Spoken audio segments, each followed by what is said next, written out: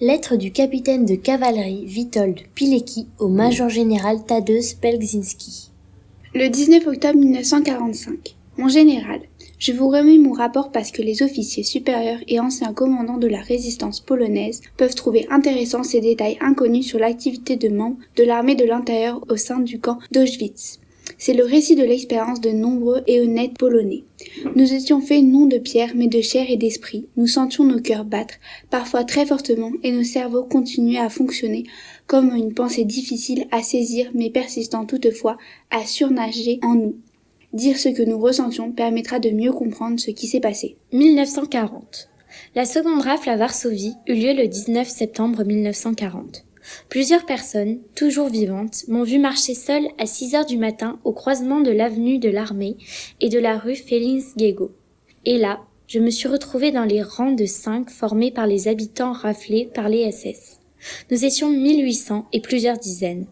La passivité de la masse me choquait. C'était comme si chaque individu était inhibé par la masse. Nous étions similaires à un troupeau de moutons.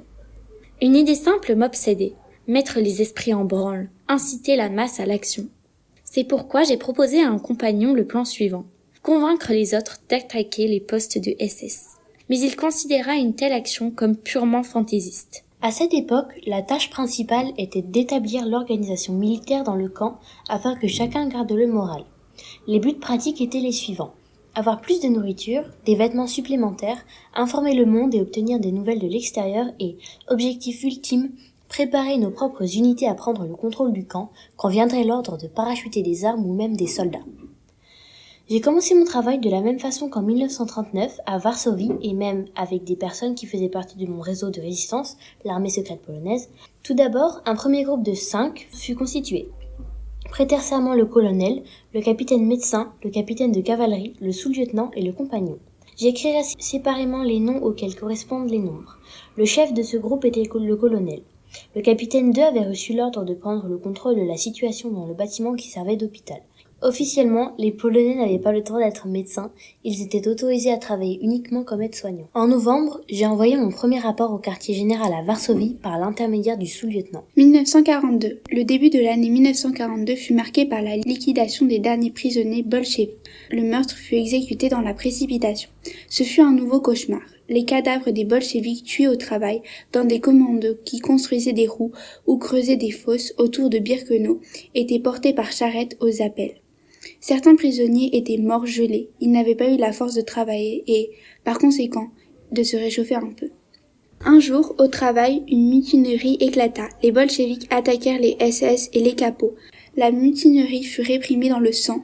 Toute l'unité fut massacrée par balles. Les cadavres, pour être comptabilisés lors de l'appel, durent être livrés en plusieurs chariots. En février 1942, un ordre de Berlin interdit la responsabilité collective. Cela marqua la fin des exécutions de 10 prisonniers pour un évadé.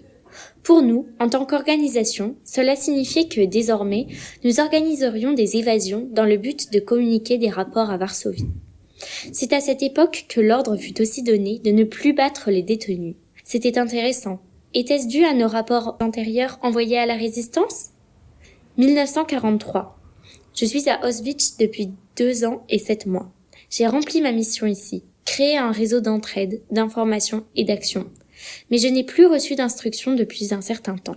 Maintenant, les Allemands ont transféré les meilleurs membres de l'organisation. Il faudrait tout recommencer. Je pense que rester ici, pour moi, a perdu de son sens. Par conséquent, je vais partir.